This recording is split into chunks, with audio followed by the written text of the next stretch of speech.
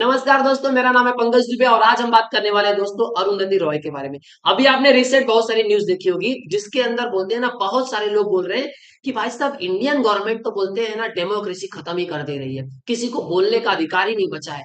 कोई अगर कुछ बोलता है तो ये इनको जेल में डाल देंगे। अब बहुत सारे पॉलिटिशियन उनको सपोर्ट कर रहे हैं कि देखो गवर्नमेंट क्या कर रही है। बोलते हैं ना, ऐसी छवि बनाई जा रही है कि जो अभी करंट गवर्नमेंट है ना, उसने क्या कर दिया, डेमोक्रेसी खत्म कर दिया है। तो चलिए भाई साहब, इन्होंने क्या किया पहले उसको भी समझ लीजिए आप। अब यहाँ पे आपको देखने को मिला कि दिल्ली पुलिस ने क्या बोले, चार्जशीट बना दिया अगले भी हफ्ते तक कि अनुरुद्धि रॉय पे क्या करेंगे भैया, हम अच्छा खासा केस फाइल करने वाले हैं। अब इनके ऊपर क्या आने वाला है, यूएपीए का केस लगने वाला है। भाई साहब ये क्या होता है, अनलॉफुल एक्टिविटीज प्रिवेंशन एक्ट, उसके तहत इनको क्या करने वाली है, सजा मिलने वाली है। आप शॉर्ट फॉर्म में समझ लो भैया, अब ये भी जाने वाली है जेल। तो सर इन्होंने क्या किया है, सर ये मामला अभी क्या रिसेंट का है, ये मामला है सर 2010 का। 21 अक्टूबर 2010 का मामला है, जब एक मंच पे बैठी थी जहां पे लिखा आप देख सकते हो, आजादी द ओनली वे।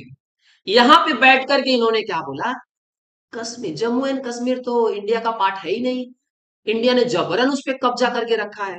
वाह, ये सुनने के बाद आपका दिमाग तो दम हिल गया होगा। अब ये बोलती है मैडम कि जम्मू एंड कश्मीर इंडिया का तो पार्ट है ही नहीं है, इंडिया ने उस पर जबरदस्ती कब्जा करके रखा है। अब ये पूरा बोलते हैं ना, इनका एक ही चीज है, बाकी जितने भी पॉलिटिशियन है ना, बोलते हैं जितने भी पॉलिटिशियन है वो बोल रहे हैं भैया कि डेमोक्रेसी खत्म हो रही है।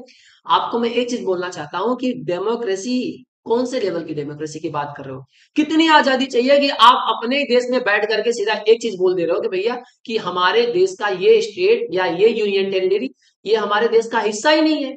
इससे ज्यादा कौन सी डेमोक्रेसी चाहिए। तो मैं आपको बोलना चाहता हूं, मैंने कई बार बोला कि डेमोक्रेसी ही खुद ना डेमोक्रेसी के लिए बहुत बड़ी बोलते हैं ना एक थ्रेट है, बहुत बड़ा थ्रेट है दोस्तों। क्यों? क्योंकि आप बोलते हैं ना डेमोक्रेसी के नाम पे कुछ भी बोलो और कुछ भी मैसेज स्प्रेड करो, और अगर कोई एक्शन ले ले तो तानाशाही चालू है, डिक्टेटरशिप है। यहाँ पे लोगों को बोलने नहीं दिया जा रहा है। अरे बोलने दिया जा रहा है तो कौन सा शब्द बोल रहे हो, कौन सी भाषा में बोल रहे हो, और देश के खिलाफ क्यों बोल रहे हो भाई।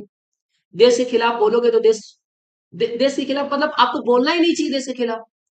एक चीज मैं आपको और दिखाना चाहता हूं दोस्तों, इनका जरा तस्वीर देखिए।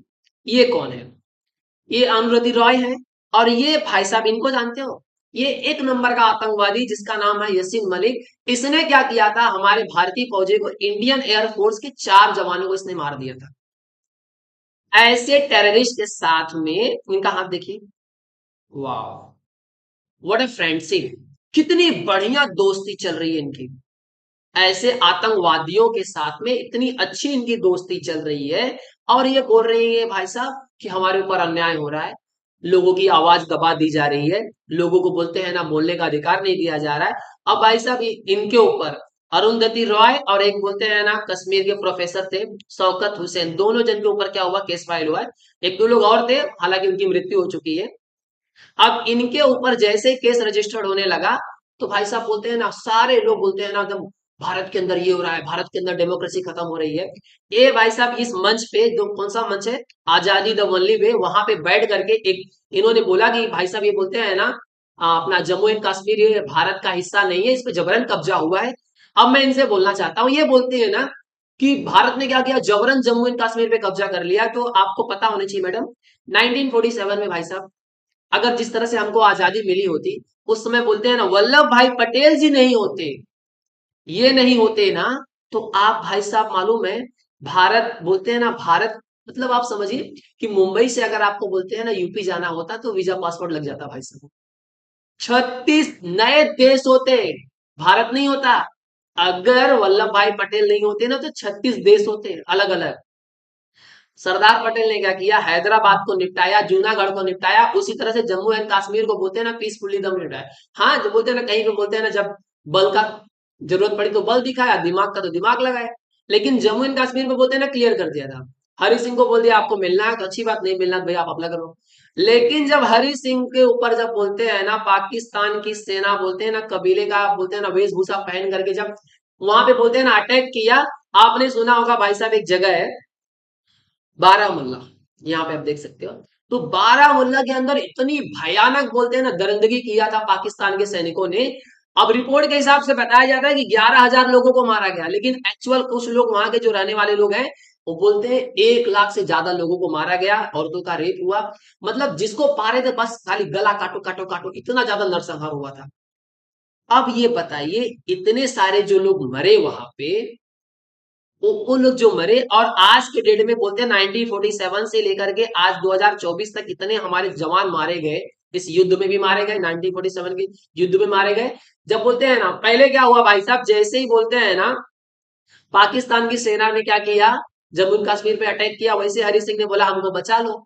तो फिर भैया वल्लभ भाई पटेल ने बोला कि भैया तुम तुम्हारे देश के हिस्सा है ही नहीं, तो तुमको बचाए कैसे? तो तुमको क्या करना पड़ेगा भैया, इंस्ट्रूमेंट ऑफ एक्सेशन पे साइन करना पड़ेगा, तुमको विलय पत्र पे साइन करना पड़ेगा, कि बोलना पड़ेगा हम भारत से मिलना चाहते हैं। जब उन्होंने इंस्ट्रूमेंट एक्सेशन पे साइन किया है, आप नेट पे जाकर के आप चाहिए तो आप देख लीजिए, जब उन्होंने खुद बोला है कि हम भारत से मिलना चाहते हैं, तो भारत ने कौन सा कब्जा कर लिया? वो तो खुद मिले है ना भारत के साथ में, तो भारत ने कौन सा कब्जा किया? उस समय क्या हुआ कि बोलते हैं ना बहुत सारी हमारी सेना के लोग मारे गए, और आज भी मरे हैं, बहुत सारे लोग मरे हैं सेना के हमारे लोग। तो आज ये जो तुम बोल रही हो ना कि ये भारत का हिस्सा नहीं है, तो ये किसका अपमान कर रही हो आप? वल्लभ भाई पटेल का अपमान कर रही हो, इन सोल्जर्स का अपमान कर रही हो, बारामूला में मरे हुए 1 लाख लोगों का बोलते हैं ना आप अपमान कर रही हो।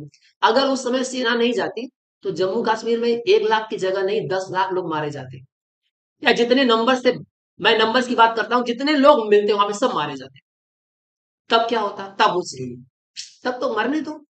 कहने का मतलब यहाँ पे, मतलब देखिए बात यहाँ पे क्या है मालूम है, इन लोगों के दिमाग में एक ही चीज भरा है, बस हमारा काम होना चाहिए, हम फेमस होने चाहिए, हम देश के खिलाफ बोले, हमको कुछ ना कुछ तो मिलते रहना चाहिए, हमारा खाना पानी चलते रहना चाहिए। जैसे कुछ यहाँ के नेताएं हैं, नेता लोग भी सपोर्ट कर रहे हैं, बोलते हैं हाँ डेमोक्रेसी खत्म हो रही है।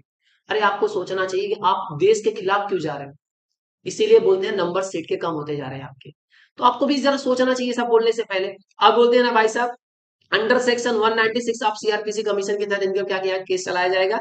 इंडियन पिनल कोड 153 ए, 153 बी और 505 के तहत इनके ऊपर भाई मामला दर्ज होगा। अब ये जाने वाली है भाई साहब जेल।